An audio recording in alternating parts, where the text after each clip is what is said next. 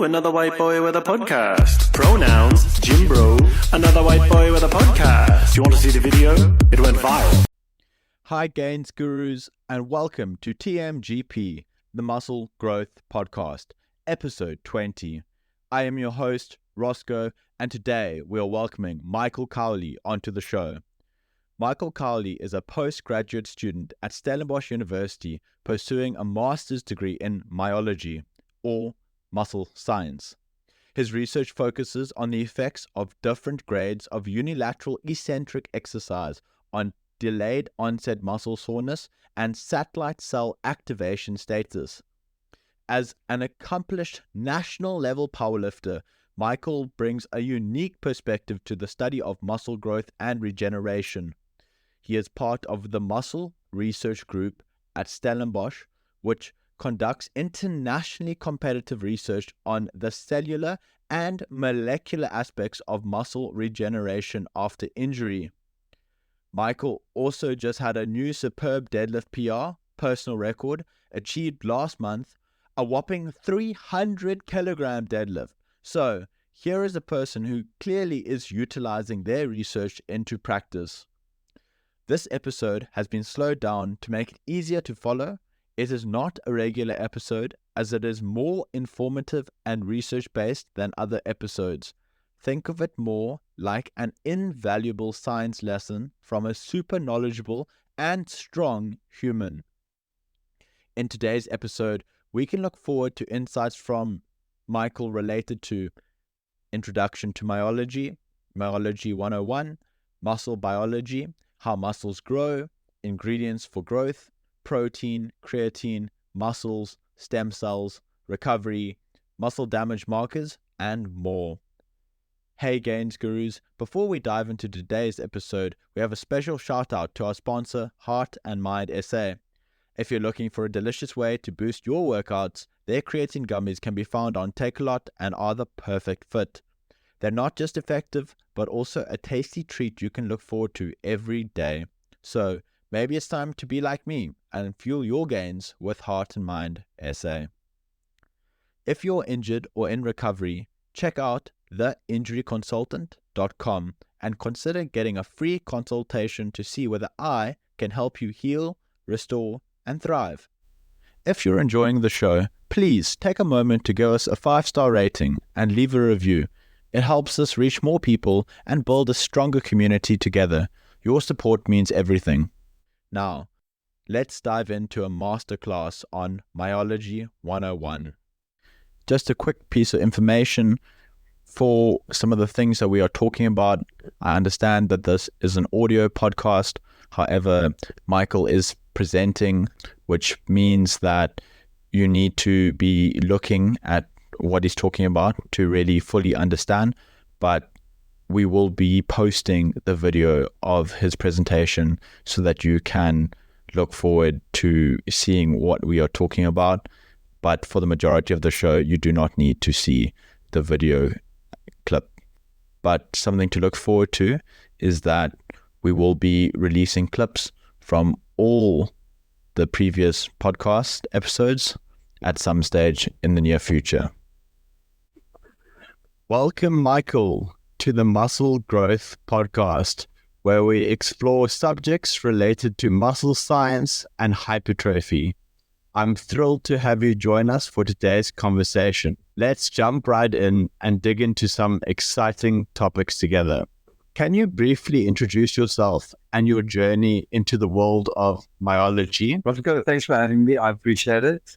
I'm very excited to be on the Muscle Growth Podcast and share some knowledge to all the family out there. So I've been into exercise for the biggest part of my life. And then, I don't know, I felt my arse in butter, in all honesty. I was accepted into honors in physiology. And then you apply to be in a specific research group as well. So then I applied to be in the skeletal muscle regenerative physiology group. And with that, my love for all of this, which we're going to talk about today, came. I never knew I was so intrigued with all of this stuff, but as soon as you get into the field, you just want more and more. So yeah, long story short, I'm now a second-year master student, aspiring to do a PhD. So 3 more years. I'm going to finish studying at 24, 27 years old. But yeah, okay, I'm ready. Fantastic. I look forward to learning a lot. Okay, so I'm just going to tell you guys a bit more about muscle, the basic principles, how it functions, different types of muscle damage, how muscle recovers, and all of that. And then eventually I'll show a quick PowerPoint as well, just some slides I've presented in the past in seminars and presentations, just to prove my story and just to give you guys some context. It's just something to look at actually, otherwise all this words are just made. So in short, there's 2 muscle fiber types. It's type 1 and type 2 muscle fibers. Type 1 is your slow twitch fibers. They produce a little amount of energy over a very long period of time. They're more associated with your endurance runners. They have much more mitochondria. And then on the other hand is type 2 muscle fibers. They are fast twitch fibers, which generates much more energy, produces much more energy, but over a very short period of time. So that would be associated with your sprinters, or for me, for example, a powerlifter. It's a very quick, short burst of energy, and then you're done afterwards, effectively. So how muscle and exercise works is, I'm sure most people has heard that when you exercise, you want to actually tear that muscle. How a muscle grows is you have to tear that muscle. The muscle will repair itself. Next time you have to tear it again. And when the muscle repairs itself, it repairs itself bigger, just so that it can't be torn as easily. That's how you adapt to exercise. So literally, that's how you get stronger. That's how you get faster. That's how you get fitter. So it's the same as when you break your bone, like the actual skeletal bones, for example. If you go for an X-ray, you'll see that the bone is broken. If it heals after a few months, you go back for another X-ray, you'll see the area where it was broken, it will have repaired itself thicker, so that it doesn't break as easily. So your body, for example, responds to something being done upon it, which it doesn't like. So we all have to know as well. Exercise is very healthy and all, but your body doesn't like carrying around immense amounts of muscle. It is much more vascular than adipose tissue, which is fat, for example.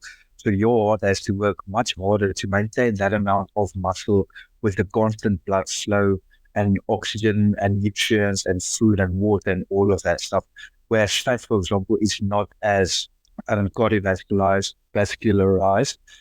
So it doesn't need to be as kept healthy, which isn't healthy, but it doesn't have to be kept alive as at the same level of muscle as do.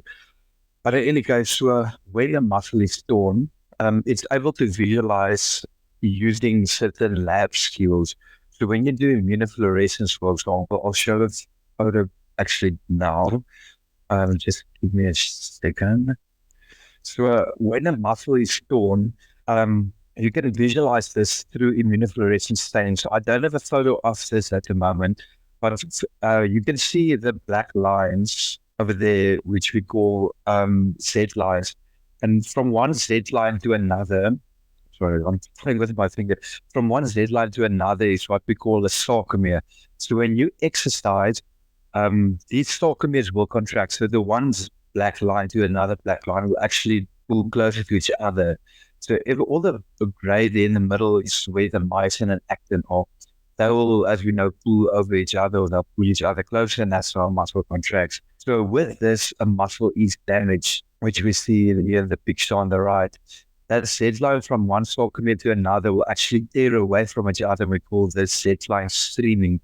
So what you're looking at the moment is a electron micrograph. So this is a muscle sample taken from a human, and what we use, we visualize it on electron microscope.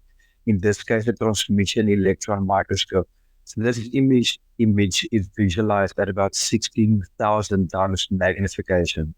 So the preparation to do this takes a while. It is very difficult, but it's very rewarding.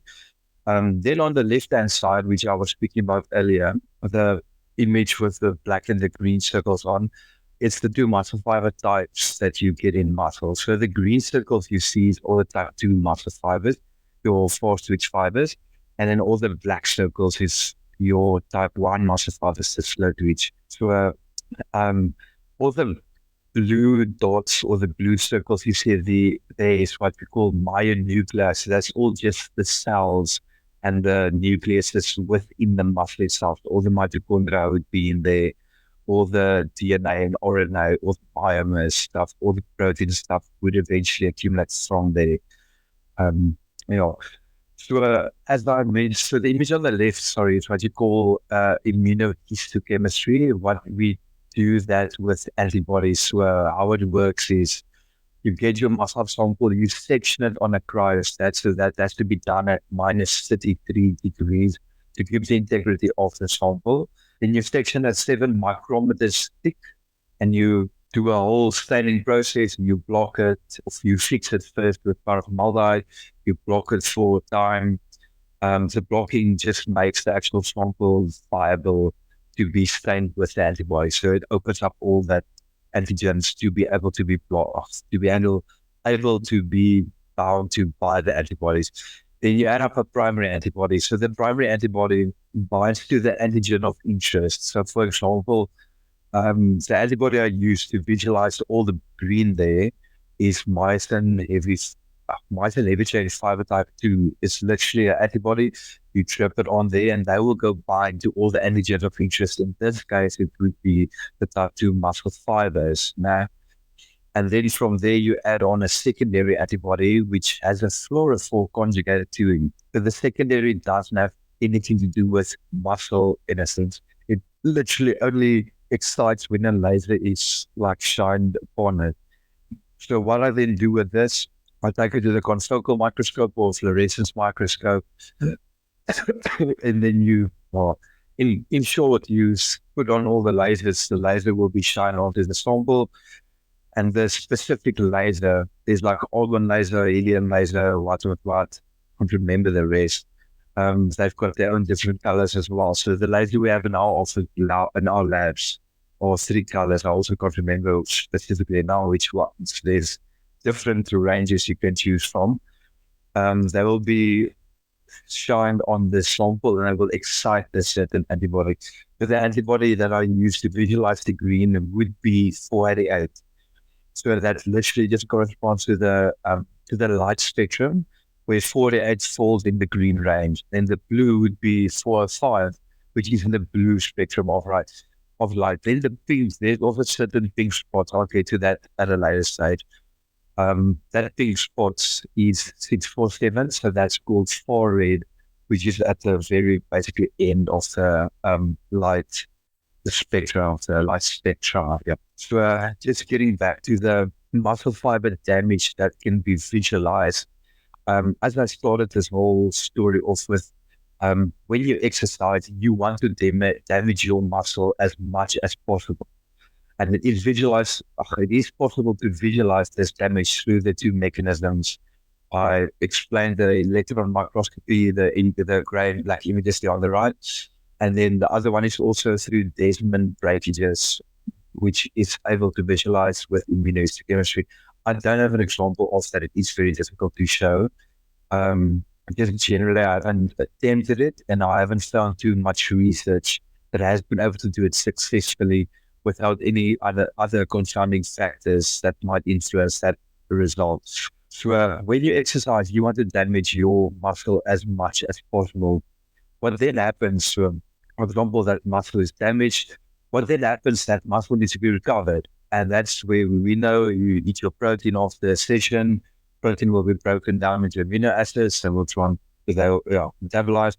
You transport in your bloodstream to the muscle, where they absorb, formed into new proteins. They'll be recovered. They'll be used to recover the muscle. So a very simple process, in all honesty. But where the biggest important factor comes into play is stem cell. Okay, so stem cells is not a new field at all. Stem cells are all over in your body. They regenerate the cells, so they can become whatever you want them to be. So a stem cell is a blank cell, all right? So a stem cell in a muscle is called a satellite cell. The stem cell in your skin, for example, is called the epidermal stem cell. So they're all over in your body, and what their job is, they repair what have been damaged. So when you damage your muscle through exercise, for example, they will travel to the damaged area and they will induce the repair or the regeneration at that area. Okay, so I'll show you. Let me just get to that image now. So so in muscle, you call this the myogenic program. Now, so that stem cells or the satellite cells I was just speaking about, they reside in a satellite cell niche within your muscle, within your muscles, in the quiescent state. So meaning they just switched off. Okay. So when you exercise, that causes these stem cells to become activated. And when they become activated, they follow a whole program, the myogenic program. But eventually, this just means they will become from a normal blank cell to specifically form muscle fibers or recover muscle fibers or regenerate them or whatever. So how this process works is likewise, then you exercise, they become switched on or activated. Then they proliferate to become myoblasts. They just become more.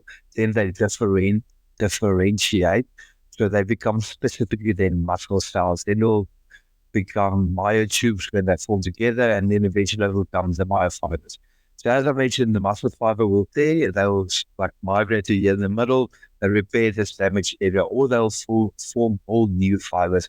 You call this neonatal muscle fibers. So with that being said, I'm currently in my master's project, looking at the stem cell response after an acute bout of exercise. So I'm also only exercising one limb of the participant. So it's a unilateral exercise, and we're hoping to see a response in the contralateral unexercised limb. So there's a lot of factors I just brought about into that sentence. I'll get to everything in a short while and show you images. So I forgot to mention at the start, there are two contraction types. It's eccentric and concentric, and then also isometric. Sorry, there's the third one. So concentric means the muscle fiber will shorten, the sarcomeres will contract and get to each other. Oh, sorry. So, sorry, as I was busy saying, there's three contraction types. It's concentric, eccentric, and isometric. So concentric means the sarcomere will shorten, the black lines I showed earlier will get closer to each other. Eccentric is that black lines will pull further away from each other, so a muscle will basically stretch out under tension. And the other is isometric, where force will be placed upon the muscle, but the fiber length won't change, which actually is also muscle damaging on that note. So from the research I've done in the past few months, 2 years, eccentric exercise is much more muscle damaging than concentric exercise is. So eccentric exercise recruits much more muscle fibers than concentric exercise does, for example. So usually most people, when doing a certain exercise on the gym, they would just focus on getting the weight to the top and then just dropping it down. Same with leg extension, just getting your legs straight and then just dropping your heels back to the floor. What I just want to encourage is focus on lengthening that muscle as long as possible. Like focus on doing a very slow movement, the eccentric part of the muscle. So if you take bicycles, for example, you're taking a very heavy weight, you're swinging it up just to get your wrist at the top and then just drop it down.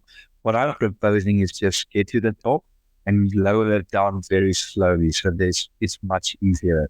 It recruits, it's easier in contracting a heavy weight. I think concentrating on a heavy weight, but it recruits much more muscle fibers, which will eventually cause much more muscle damage.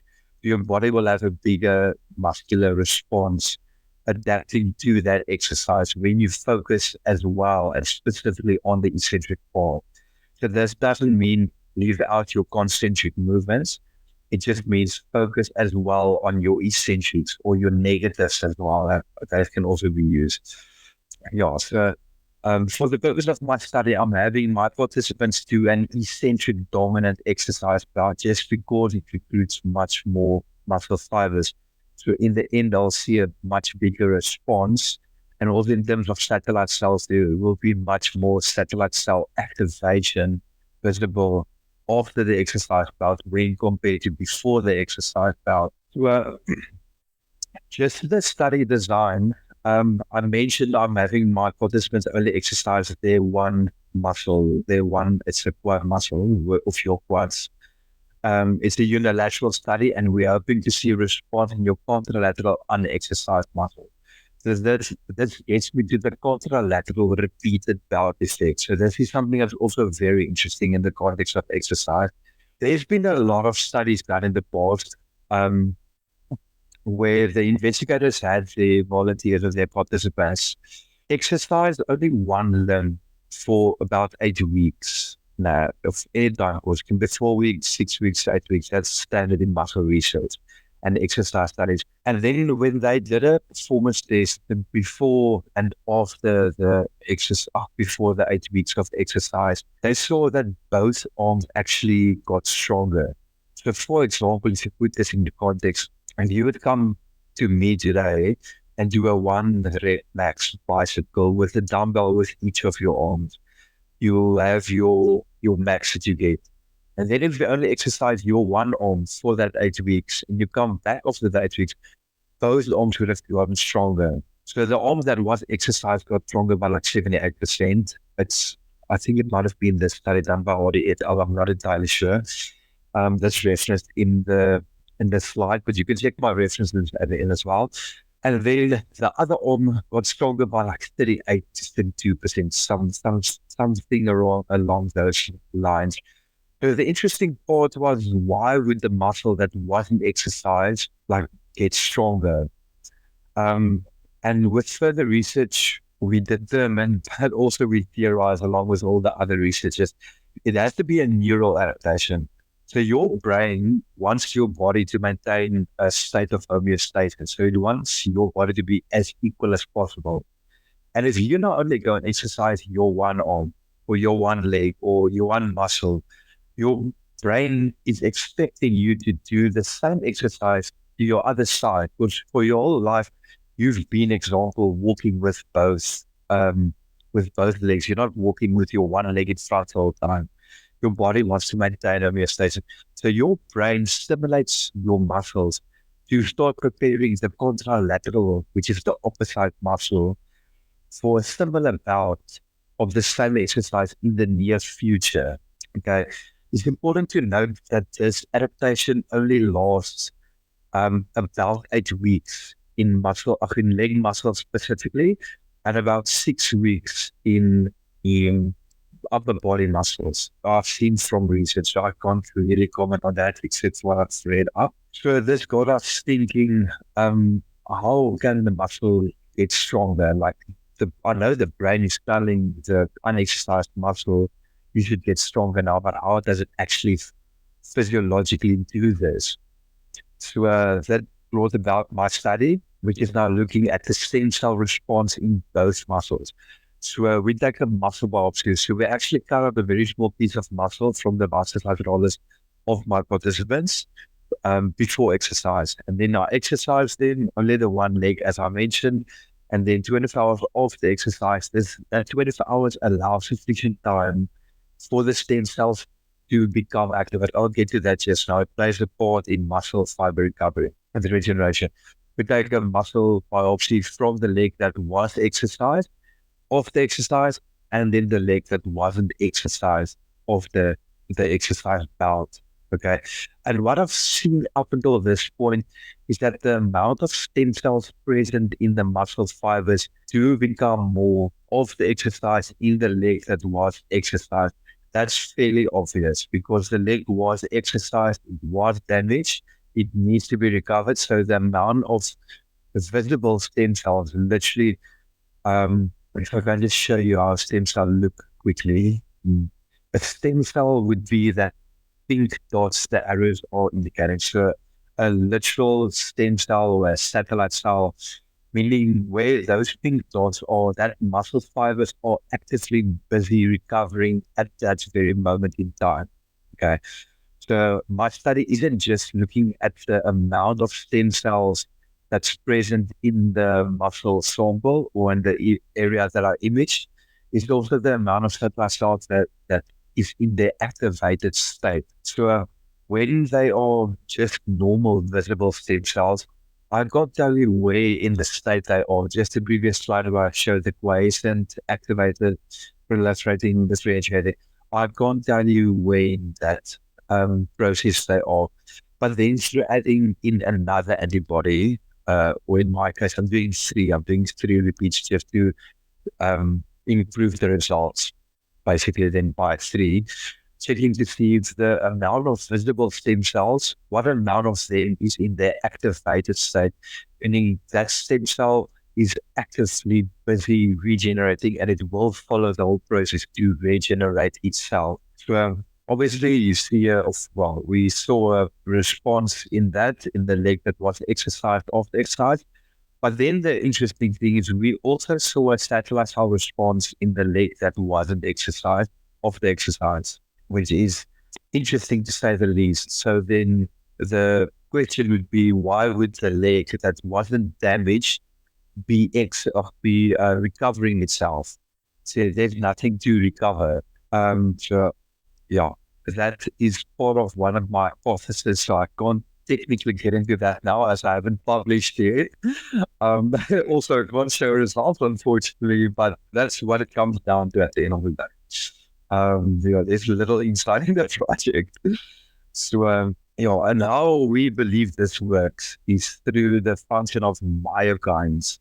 So when a muscle is exercised, that muscle releases a lot of proteins and enzymes into the bloodstream. Okay, these proteins and enzymes will obviously circulate throughout the body. That's just the normal functioning of your bloodstream. And they will be absorbed into the muscle that wasn't exercised. And we believe the brain mediates this whole process. So more specifically, I do not know all of the myokines. There are really hundreds of them, but the most important ones, for example, would be interleukin-6 or IL-6, myostatin and IGF-1. I'll speak about them just very briefly. So when a muscle is exercised, this muscle will cause release in IGF-1. IGF-1 stimulates muscle growth and synthesis. And in the same breath, also it down-regulates the expression of myostatin. So myostatin is actually upregulated in people or in muscle that's disused or that's not exercised or not being used often. And that literally stimulates muscle breakdown. So at the end of the day, you want your myostatin levels to be as low as possible. And exercise does this, sleep does this, eating does this, recovery does this, all of that. Interesting note that I'm not aware of any steroids that promotes myostatin, the down-regulation. So on that note, for anyone out there who wants to formulate something naughty, but then your muscle will release these myokines. Your muscle will release these myokines. In my study itself, I'm looking specifically at interleukin-6. Interleukin-6 will be released into the bloodstream, travel to the opposite muscles, and then this will stimulate the stem cell to become activated. The myokine will stimulate the stem cell to become activated and start this regenerative process. As I mentioned, there's a lot of myokines. It's just not necessary to test all of them. Usually just test the more important ones. Then from there, we can skip the hypothesis. Regarding myokines also, there's an indirect muscle damage biomarker released into your bloodstream due to exercise. We call this creatine kinase. So this is where creatine also comes into play. I forgot to mention follistatin is the upstream enzyme of protein of myostatin. So if you inhibit follistatin, myostatin will just never be produced. Well done, yeah. So I completely forgot about that one. I was actually in a webinar earlier today where they made knockout mice where they knocked out the follistatin, and the mice just never had any, obviously, myostatin formed in their body, and that's the big pools. You've probably also seen that large pools with with a lot of muscles. You do that with mice in the lab as well. So actually a very easy process. But in any case, and we get back to the creatine kinase. So your body produces the energy, and you use that energy to perform your daily functions. This energy process is mediated by the ATP and ADP response. So adenosine triphosphate is broken down into adenosine diphosphate. It will release a phosphate and an energy group, and this energy is then what you use to perform exercise. Standard, I'm sure most people know this as well. And protein, a protein that regulates this process is called CK, or creatine kinase. It's a very well-known protein. So when this protein is upregulated, it means that your body had to produce a lot of energy and probably used a lot of energy. So where creatine comes into play, creatine will just upregulate the function of CK. It will just increase the amount of energy produced. So creatine doesn't make you large. It really doesn't. It just causes your body to have more energy available during a session to perform a few more reps or a few more sets, or maybe add on 10 kilograms to your weight or something like that. It's a very general misconception as well. Where the difference with HCl and monohydrate comes into play. HCl is also hydrochloride. That's its main function is the energy production, which is increased. Excuse me. But monohydrate plays a similar role to some extent. The problem with monohydrate, where people say like makes you like teddy bears, you keep back water, you swell up. It is true. It's because monohydrate has much bigger particles. It's the powder it's made of is just much bigger particles. It gets caught at the membranes, where it has to travel from your blood into the muscle, and that then causes water to be held back. The water transfer the fusion isn't as efficient. That's the only difference between them. So honestly, up to you which one you prefer to use. There is a lot of research done on creatine. It's undoubtedly probably the best supplement out there. The most research done on it for the longest time, the most impressive results. There's no confounding factors. There's no downfalls. All in all, it's definitely a healthy supplement. I know a lot of people are afraid that it might affect your kidney function. I've heard this in the past. I am unfortunately not sure, but I will say that when you do anything in excess, there will be side effects. So when you use a large amount of creatine, there definitely will be side effects. Remember, your liver has to break everything down. Your kidneys has to absorb everything from your bloodstream and expel it as urine. So I can understand why kidneys would have a rough time when you're using, for example, 30 grams of some creatine a day. With that being said, also, your heart is also a muscle. So CK being released from muscles is also released from your heart. So for example, when you have a heart attack, or when your heart is taking a lot of strain, when you're overweight, or when you have a disease or anything like that, your creatine kinase levels will also be upregulated due to your heart also producing a certain amount of them. But in science, it is very difficult to determine whether the CK is produced from your muscles or from your heart. I haven't seen any research that's able to quantify which one is which. You're going to have to do a Western blot, which is protein determination of that specific sample. But yeah, we don't have to get into that. So what I do with my participants as well, we draw blood from them. I send a blood sample off to Lancet. They'll do an ELISA, which is also just protein concentration in the blood plasma sample itself, to just determine the amount of CK that's available. I'll get the results. It's very high, very low.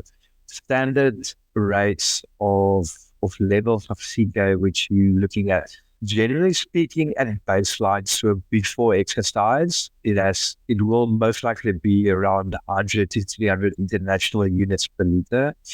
And then of the exercise will be upregulated extensively depending on how hard you exercise, the type of exercise that you, how exercised you are, your genes also. Interestingly enough, your skin color as well. There's a lot of effects that plays a role. So I'll just talk about the CK as well.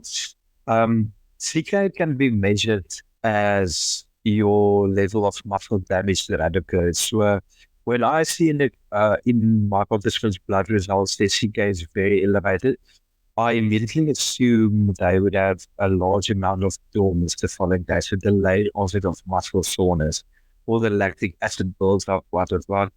And there's a correlation to creatine kinase, the indirect muscle damage biomarker. So early on in the talk, I spoke about the electron micrograph and the immunohistochemistry, where the C lines stay away from each other. That's a measurement of direct muscle damage. So with CK, you get non-responders and high responders. So certain people just do not respond.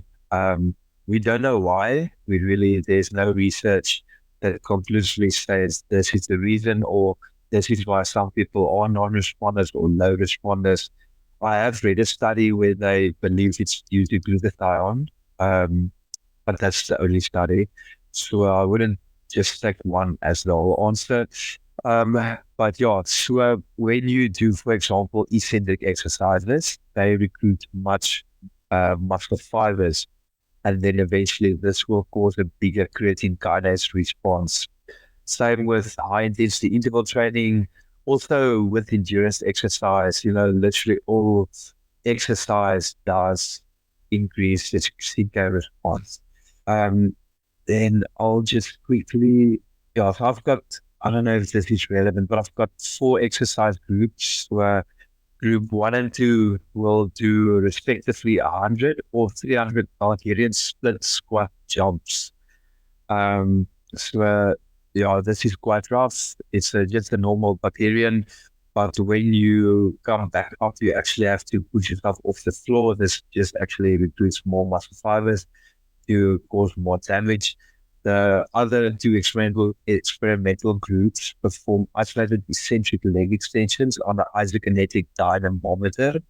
The same 100 reps and 300 reps, which is broken up into 10 sets of 10 or 30 sets of 10. And that is just my time course, but it's not relevant to go through that now. As I mentioned earlier, that white arrows indicate stem cells. The pink dots are stem cells. The green just shows a muscle fiber. So the antibody we use to do that is germagglutinin. It binds to the glycoproteins within the muscle fiber membrane or in the sarcolemma. Because I forgot to mention as well, stem cells reside in the stem cell niche, which is between the basal lamina under the sarcolemma. So that literally in the muscle fiber, they'll just sit there. The arrows in this slide indicates an activated satellite cell. So the difference from this one to the previous one is that there's one additional antibody added into the mix that's only visible at a certain time frame. I actually forgot to cover that. So the muscle recovery response takes a different time for everyone, but generally speaking, I've heard people say don't exercise the same muscle within 48 hours or 48 hours apart or anything like that. From my side, is satellite cell activation only occurs 24 hours after exercise. That's phase 1 of the whole process. I showed it first. Those stem cells still have to proliferate. They still have to differentiate. Form myoblasts and then form myotubes to eventually form new or recovered muscle fiber membranes. I would not encourage doing the same muscle immediately after each other or within a short time span. Rather wait like 3 days. Make sure that muscle is fully recovered before you go and exercise again. You're just inhibiting the whole process. How the whole stem cell process also works is it's an inflammatory immune response. So the interleukin-6, the myokine I mentioned earlier, is a pro-inflammatory biomarker. So it has anti-inflammatory functions as well, properties as well. So the problem that arises with anti-inflammatory medication, for very long it was believed that this medication prevents muscle fiber recovery. It affects the whole process. So then very, very recently, I mean in the last couple of months, there was an article published that confirms that yes, anti-inflammatory medication does affect satellite cell dynamics, or in that sense, their muscle fiber recovery, but it can also promote it when taken at the right time. So I honestly don't know the specific, it was very intricate, but it also came down to if you take an excess amount of anti-inflammatories, it will completely affect the satellite cell response, and you want that satellite cell response to recover your muscles. Without the satellite cell response, your muscles will not recover. It is very important not to affect that. Same with smoking. Smoking also has anti-inflammatory properties. So done at the right or the wrong time, it will affect the satellite cell response or the regenerative muscle response. Again, I'm unsure about the specific. There's always a time course issue, so I'm not going to go and say smoke before or do not smoke. Generally speaking, do not smoke. It's not healthy. We will not promote this now on our Health and Fitness podcast. So, that's just my recruitment flyer. And that's basically all from my side regarding my study and so on. Do you have any questions up until this point before I start with more stuff? That was fantastic, and that was a real. I know for you that was probably the highest level we could be, but I think for the majority of the listeners, that's probably quite a low level deep dive into muscles, which is super interesting for me, and I hope it's super interesting for the listeners. You mentioned glutathione and creatine. Was that low levels of glutathione that resulted in the creatine non-response? Yeah, so I'll look for the study and I'll forward it to you after the podcast. The lower levels of glutathione was associated with the low responders. So in a sense, I would then also assume this individual would be a low responder to glutathione. Before exercise, your signal would be at a low level, let's say 100 to 200, 300. Then after exercise, it can 5-fold, 7-fold, 10-fold increase. I've seen big increases. With this, the glutathione then also increase. And there's a very strong correlation between the two, but then again, only proven in this one study. I did mention earlier your skin color also plays a part in this. I was never aware of this. I came across and studied it one day, and only then I noticed it in my own results as well. So it is definitely a thing. I will not deny it. There was a study done where a soccer team with only white players played a soccer team with only black players.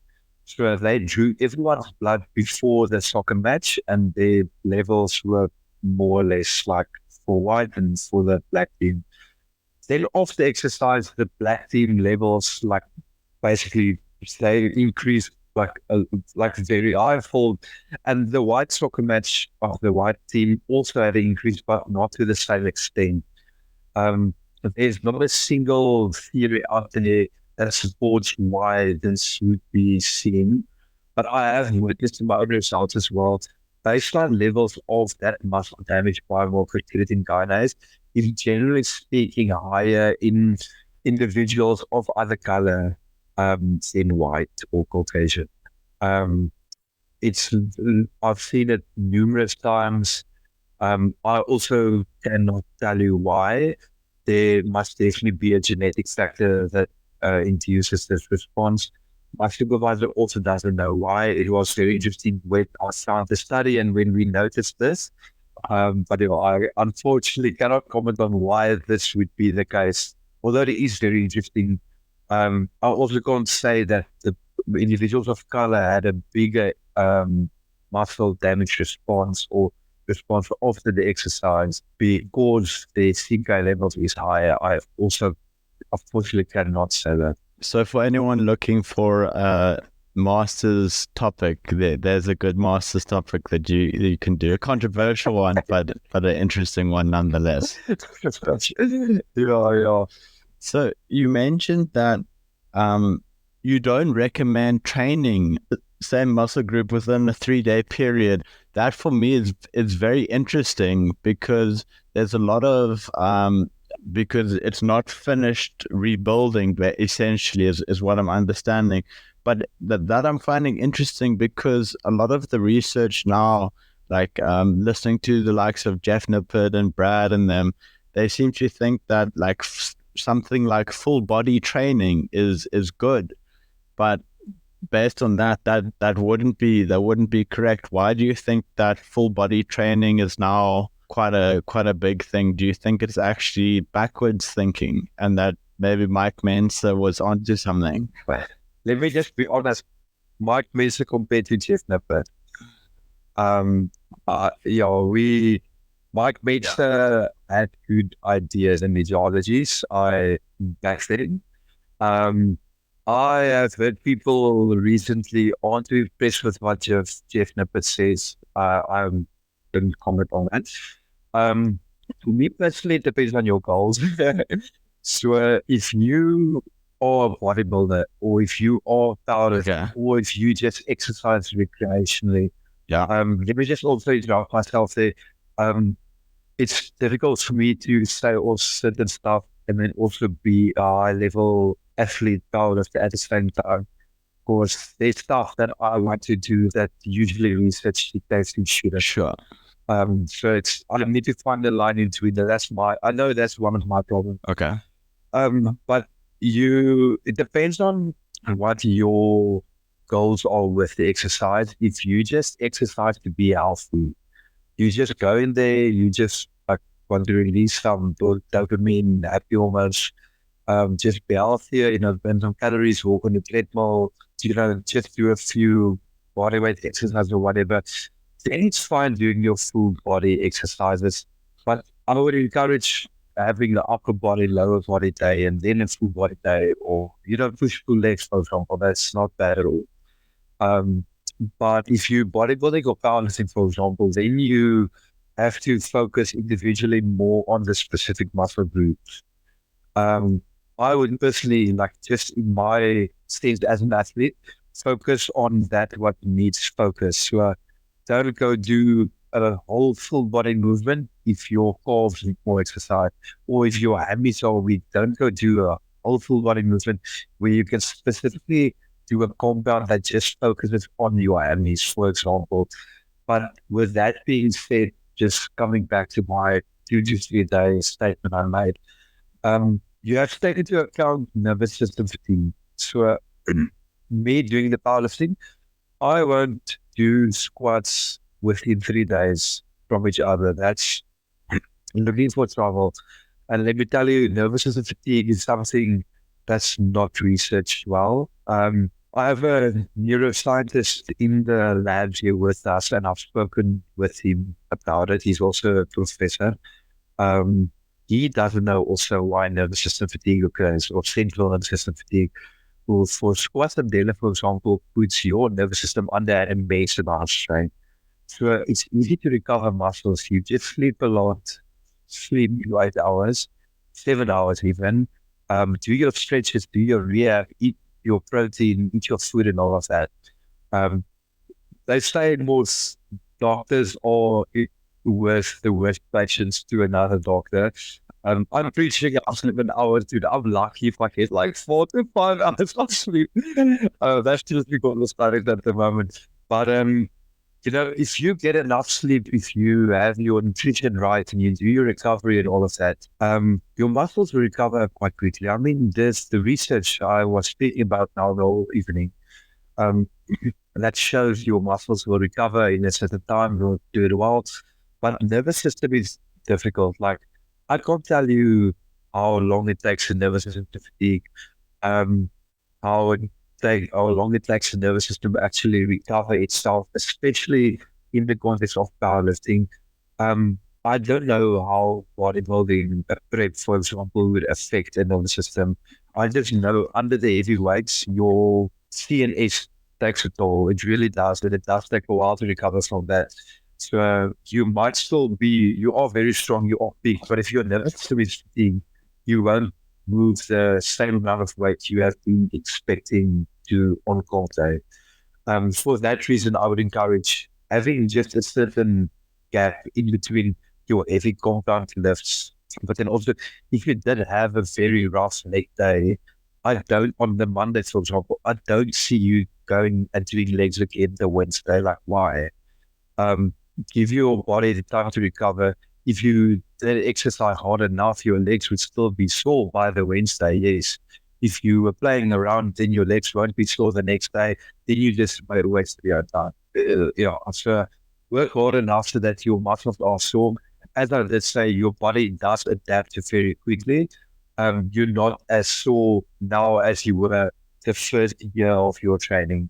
When you take a few weeks or a few months off from training and then you start again, you will be sore, but your body adapts really quickly to that again. So how does the inhibition work?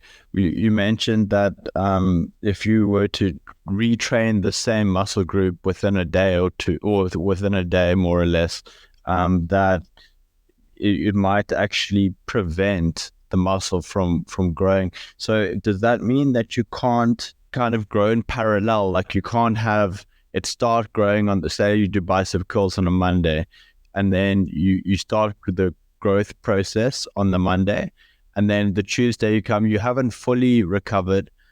Would going heavy again and getting a new growth stimulus, would that not just create a new growth in parallel, or would it actually stop the first growth and then have the growth kind of completely halt and then maybe start the new growth instead of the old growth? Or can they grow in parallel or not? So I wouldn't say completely stops or inhibits. I was wrong for saying that, or verbatim, whatever.